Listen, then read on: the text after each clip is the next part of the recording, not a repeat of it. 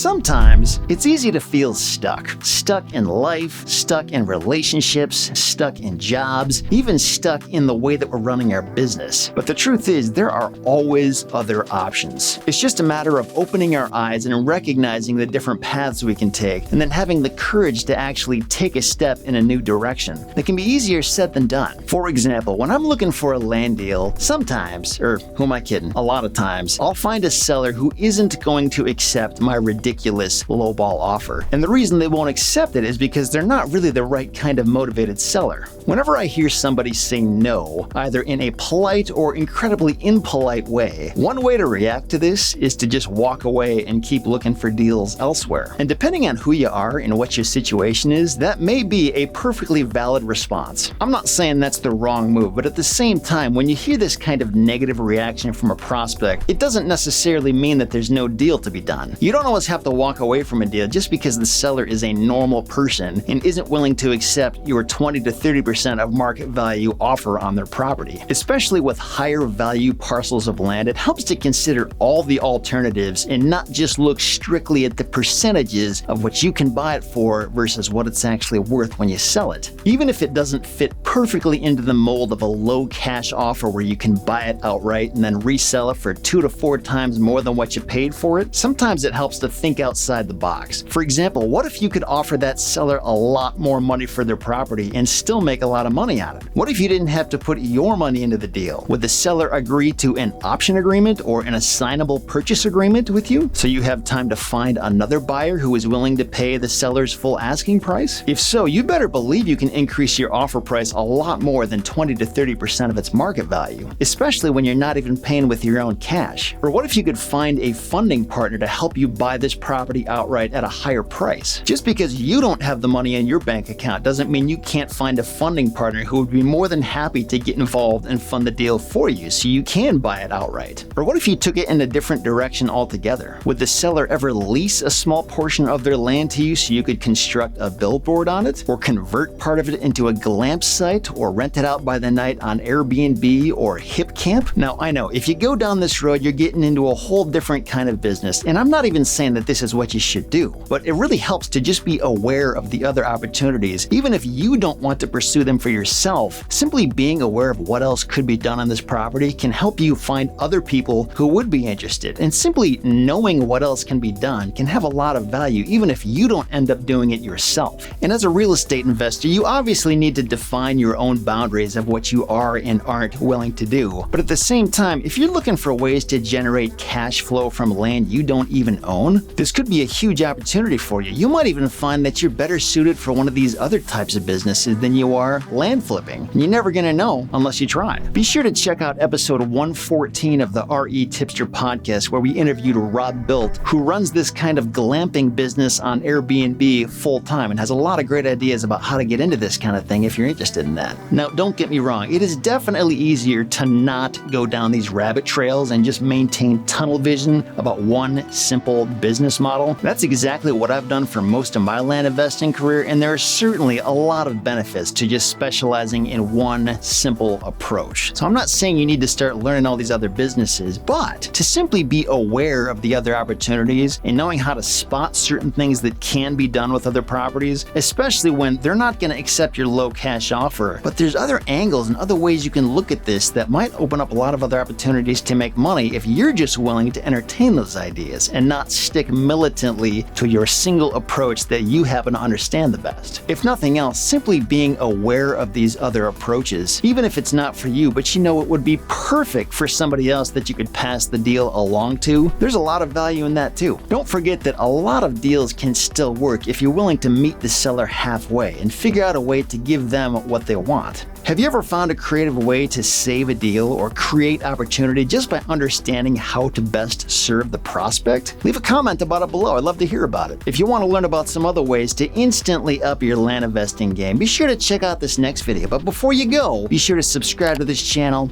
and like this video. And I'll see you there.